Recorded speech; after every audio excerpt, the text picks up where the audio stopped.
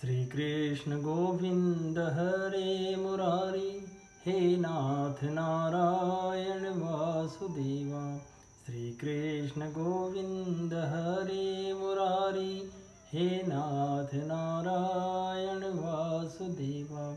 हे नाथ नारायण वासुदेवा, हे नाथ नारायण वासुदेवा। श्रीमद्भागवत षष्ठ स्कंध अथ पंचदशोध्याय। चित्रकेतु को अंगिरा और नारद जी का उपदेश। श्री शुक उवाच। उचतुर्मृतकोपान्ते पतितं मृतकोपमं, शोकाभिभूतं राजानं बोधयन्तो सदुक्तिभिः। कोऽयं स्यात् तव राजेन्द्र भवान् यं नु शोचति, त्वं चास्य कतमः सृष्टो पुरेदानीमतः परम्। यथा प्रयान्ति संयान्ति स्रोतो वेगेन वालुकः, संयुज्यन्ते वियुज्यन्ते तथा कालेन देहिनः। यथा धाना सुवैधाना भवन्ति न भवन्ति च, एवं भूतेषु भूतानि चोदितानि शमायया। वयं च त्वं च ये चेमे तुल्यकालाश्चराश्चरः, जन्म मृत्योर्यथा पश्चात् प्राङ्नेव मधुनापि भो। भूतेर्भूतानि भूतेशः सृजत्यवती हन्त्यजः, आत्मसृष्टेरस्वतन्त्रेणपेक्षोऽपि बालवत्। श्री सुखदेव जी कहते हैं, परीक्षित, राजा चित्रकेतु शोकग्रस्त होकर मुर्दे के समान अपने मृत पुत्र के पास ही पड़े हुए थे। अब महर्षि अंगिरा और देवर्षि नारद उन्हें सुंदर सुंदर उक्तियों से समझाने लगे। उन्होंने कहा, राजेंद्र, जिसके लिए तुम इतना शोक कर रहे हो वह बालक इस जन्म और पहले के जन्मों में तुम्हारा कौन था? उसके तुम कौन थे? और अगले जन्मों में भी उसके साथ तुम्हारा क्या संबंध रहेगा? जैसे जल के वेग से बालू के कण एक दूसरे से जुड़ते और बिछुड़ते रहते हैं, वैसे ही समय के प्रवाह में प्राणियों का भी मिलन और बिछोह होता रहता है।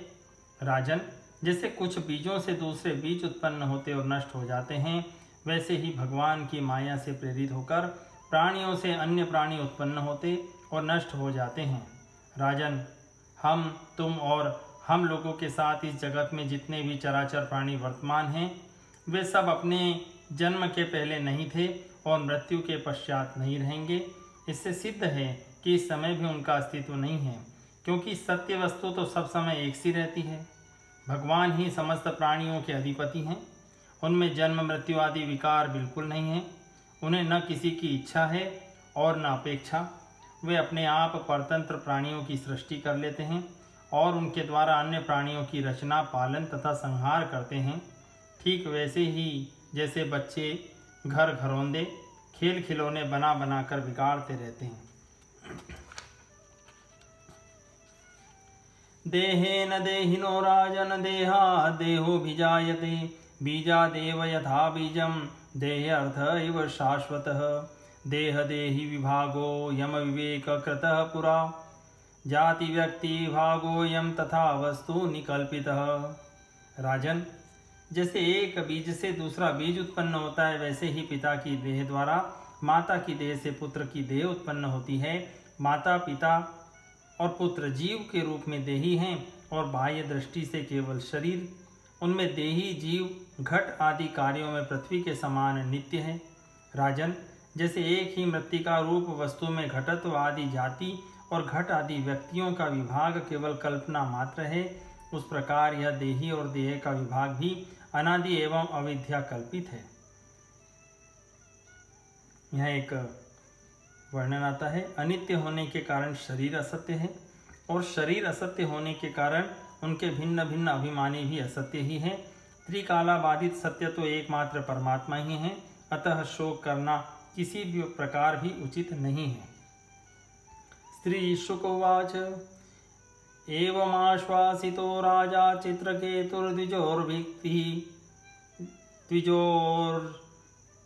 द्विजोक्तिभिः प्रम्रज्य पाणिना वक्त्रमाधिं म्लानं भाषत।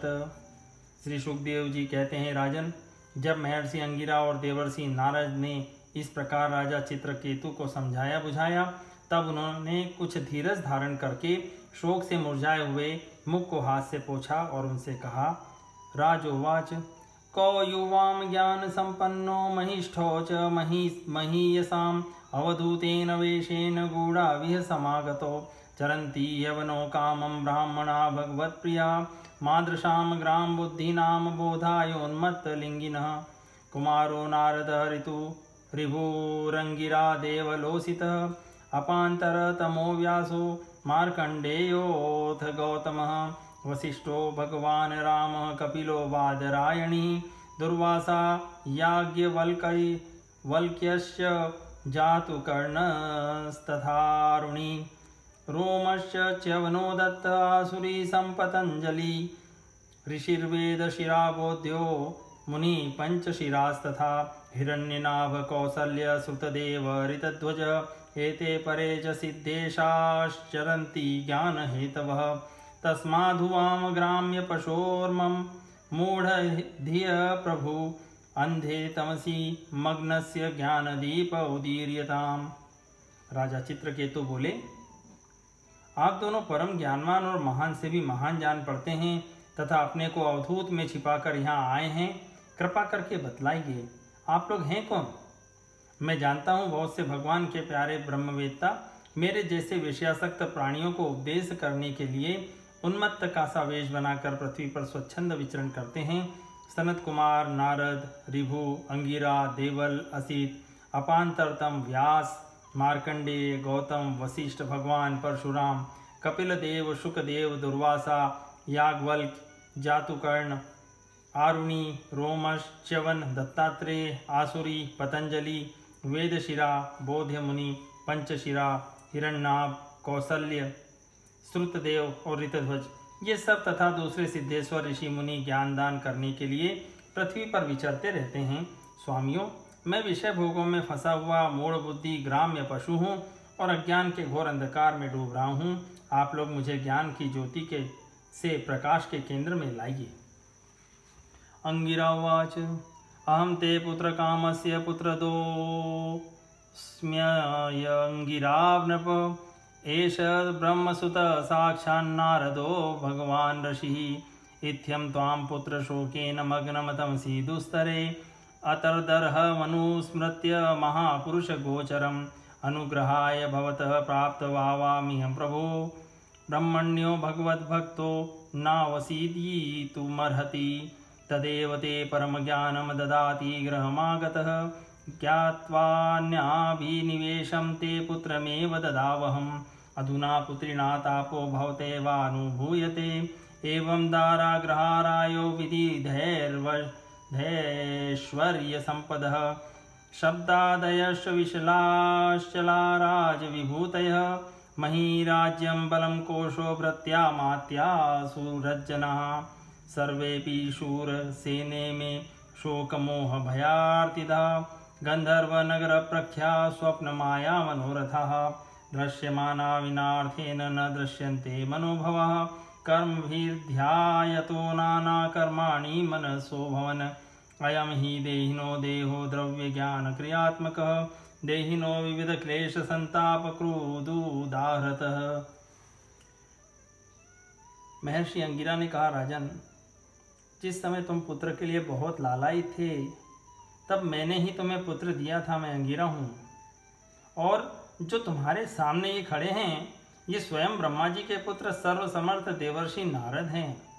जब हम लोगों ने देखा कि तुम पुत्र शोक के कारण बहुत ही घने अज्ञान अंधकार में डूब रहे हो तो सोचा कि तुम भगवान के भक्त हो, शोक करने योग्य नहीं हो, अतः तुम पर अनुग्रह करने के लिए ही हम दोनों यहाँ आए हैं। राजन, सच्ची बात तो यह है कि जो भगवान और ब्राह्मणों का भक्त है उसे किसी अवस्था में शोक नहीं करना चाहिए। कुछ समय पहले मैं तुम्हारे घर आया था। उस समय मैं तुम्हें परम ज्ञान का उपदेश देता, परंतु मैंने देखा कि अभी तो तुम्हारे हृदय में पुत्र की उत्कट लालसा है, इसलिए उस समय तुम्हें ज्ञान न देकर मैंने पुत्र ही दिया। अब तुम स्वयं अनुभव कर रहे हो कि पुत्रवानों को कितना दुख होता है। यही बात स्त्री, घर, धन, विविध प्रकार के ऐश्वर्य, संपत्तियां, शब्द, रूप, रस आदि विषय, राज्य, वैभव, पृथ्वी, राज्य, सेना, खजाना, सेवक, अमात्य, सगे संबंधी, इष्ट मित्र सबके लिए है, क्योंकि ये सब के सब अनित्य है। शूरसेन, अतएव ये सभी शोक, मोह, भय और दुख के कारण हैं, मन के खेल खिलौने हैं, सर्वथा कल्पित और मिथ्या हैं, क्योंकि ये न होने पर भी दिखाई पड़ रहे हैं। यही कारण है कि ये एक क्षण दिखने पर भी दूसरे क्षण लुप्त हो जाते हैं। ये गंधर्व नगर स्वप्न, जादू और मनोरथ की वस्तुओं के समान सर्वथा असत्य है। जो लोग कर्म वासनाओं से प्रेरित होकर विषयों का चिंतन करते रहते हैं, उन्हीं का मन अनेक प्रकार के कर्मों की सृष्टि करता है। जीवात्मा का यह देह, जो पंचभूत, ज्ञानेंद्रिय और कर्मेंद्रियों का संघात है, जीव को विविध प्रकार के क्लेश और संताप देने वाली कही जाती है।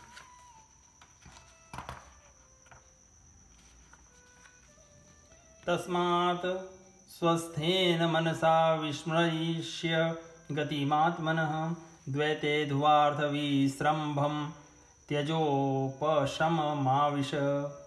इसलिए तुम अपने मन को विषयों में भटकने से रोककर शांत करो, स्वस्थ करो, और फिर उस मन के द्वारा अपने वास्तविक स्वरूप का विचार करो तथा इस द्वैत भ्रम में नित्यत्व की बुद्धि छोड़कर परम शांति रूप परमात्मा में स्थित हो जाओ। नारद उवाच एताम मंत्रोपनिषदं प्रतीच्य प्रयतो मम याधारयन् सप्तरात्राद् द्रष्टा संकर्षणं प्रभुं यत्पादमूलमुपसृत्य नरेन्द्र पूर्वे शर्वादयो भ्रममिमं द्वितयं विसृज्य सद्यस्तदीयमतुलानधिकं महित्वं पापुर्भवानपि परम न चिरादुपैति। देवर्षि नारद ने कहा, राजन, तुम एकाग्र चित्त से मुझसे यह मंत्रोपनिषद ग्रहण करो। इसे धारण करने से 7 रात में ही तुम्हें भगवान संकर्षण का दर्शन होगा। नरेंद्र, प्राचीन काल में भगवान शंकर आदि ने श्री संकर्षण देव के ही चरण कमलों का आश्रय लिया था। इससे उन्होंने द्वैत भ्रम का परित्याग कर दिया और उनकी उस महिमा को प्राप्त हुए जिससे बढ़कर तो कोई है ही नहीं, समान भी नहीं है। तुम भी बहुत शीघ्र ही भगवान के उसी परम पद को प्राप्त कर लोगे। इति श्रीमद्भागवते महापुराणे पारमहंस्यां संहितायां षष्ठे स्कन्धे चित्रकेतु सांत्वनं नाम 15ोऽध्यायः सम्पूर्णम्।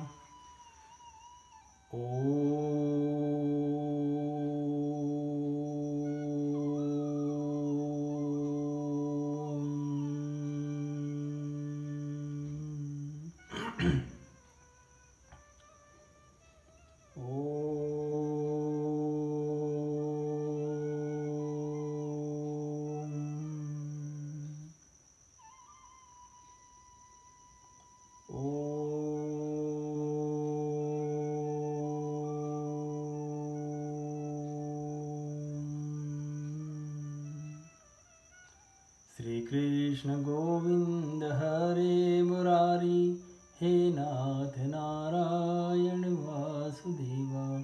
श्री कृष्ण गोविंद हरे मुरारी, हे नाथ नारायण वासुदेवा। हे नाथ नारायण वासुदेवा, हे नाथ नारायण वासुदेवा।